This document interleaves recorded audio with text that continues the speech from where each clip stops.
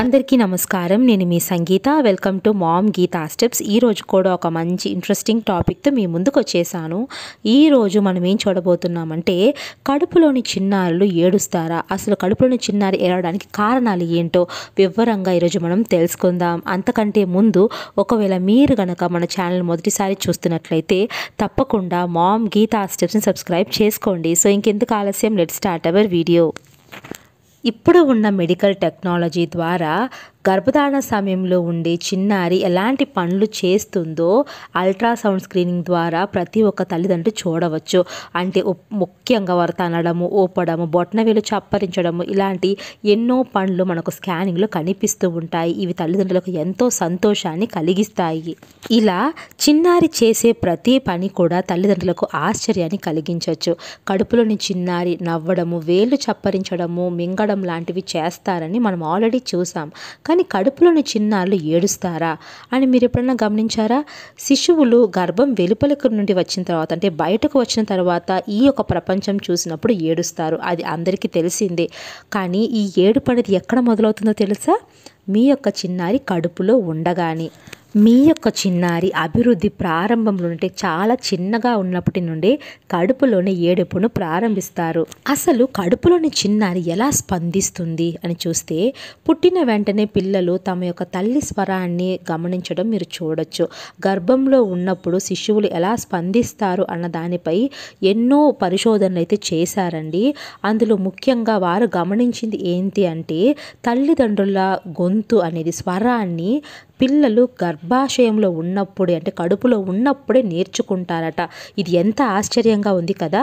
పిల్లలు గర్భంలో ఉండగానే ప్రపంచాన్ని నేర్చుకోవడము, ఆ యొక్క ప్రపంచం బయట ప్రపంచానికి ప్రతిస్పందించడం ప్రారంభిస్తారట. ముఖ్యంగా 16 వారాల వయసు పైబడిన పిల్లలకు ధ్వని అనేది బాగా వినిపిస్తుందని, సో దీని వలన 16 వారాల పైబడిన చిన్నారులు ఎక్కువగా బయట ప్రపంచానికి ప్రతిస్పందిస్తారని ఎన్నో పరిశోధనలు చెబుతున్నాయి. ముఖ్యంగా 3వ త్రైమాసంలో అయితే చిన్నారి బాగా అభివృద్ధి చెందడం వలన కడుపులో నుండి బయట ప్రపంచాన్ని తెలుసుకోవడం అనేది ప్రారంభిస్తారని చెప్తున్నారు.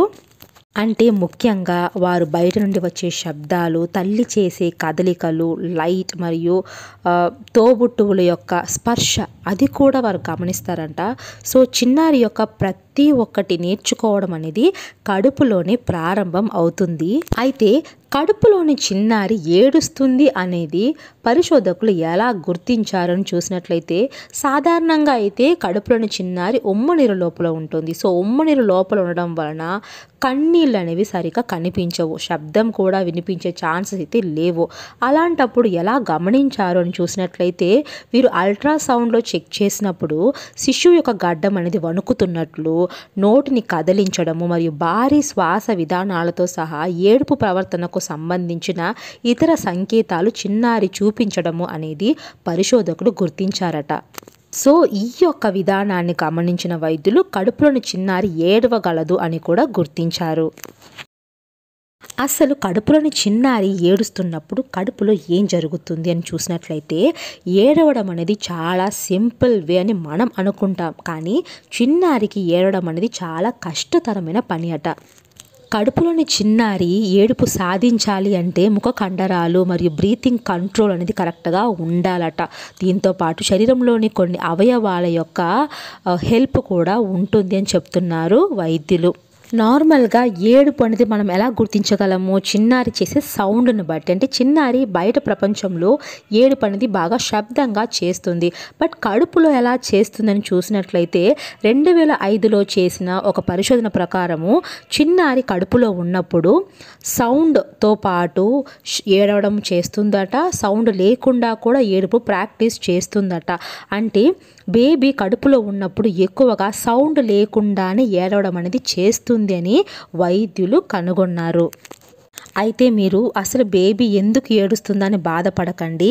ముఖ్యంగా ఇక్కడ మీరు ఏం గమనించాలంటే కడుపులోని చిన్నారి ఏడవడం అనేది డెవలప్మెంట్లో ఒక భాగం అండి. బేబీ డెవలప్మెంట్లో ఒక ముఖ్యమైన మైలురాయి అని చెప్పాలి. అంటే చిన్నారి ఏడవగలగడం అనేది ఏంటంటే తన యొక్క మెదడు మరియు నాడి వ్యవస్థ అనేది చాలా బాగా పని చేస్తుందని మీరు తెలుసుకోండి. అంటే బేబీ ఏడుపును నేర్చుకుంటుంది. అంటే మెదడు మరియు నాడి వ్యవస్థ కరెక్ట్గా పని చేస్తేనే బేబీ అలాంటి ఫీలింగ్స్ అనేవి ఎక్స్పోజ్ చేయగలుగుతుంది, నేర్చుకోగలుగుతుంది అన్నమాట. సో ఇది బేబీకి చాలా మంచిదని మీరు తెలుసుకోండి. కాబట్టి కన్నీళ్ళు ధ్వని అనేది బేబీకి రావన్నమాట. ఏడుపు మాత్రమే వారు ప్రదర్శిస్తారు. ఏడుపు అనేది చిన్నారికి అసలు నేర్పిస్తుంది వాస్తవానికి అని చూసినట్లయితే బయట ప్రపంచానికి ఎలా రియాక్ట్ అవ్వాలి, అంటే బయట జరిగే విషయాలకు ఎలా రియాక్ట్ అవ్వాలి, హానికరమైన బెదిరింపు లేదా ప్రతికూల పరిస్థితుల్లో ఏ విధంగా ప్రాసెస్ అవ్వాలి, దీంతో పాటు ఎలాంటి పనులకు దూరంగా ఉండాలి అని మెదడు తన యొక్క చిన్నారికి అంటే మెదడు నేర్పిస్తుంది అన్నమాట. ఏ విధంగా ఉండాలి బయట ప్రపంచంతో అని. నిజానికి ఏడుపు అనేది మనుగడ యొక్క విధానం.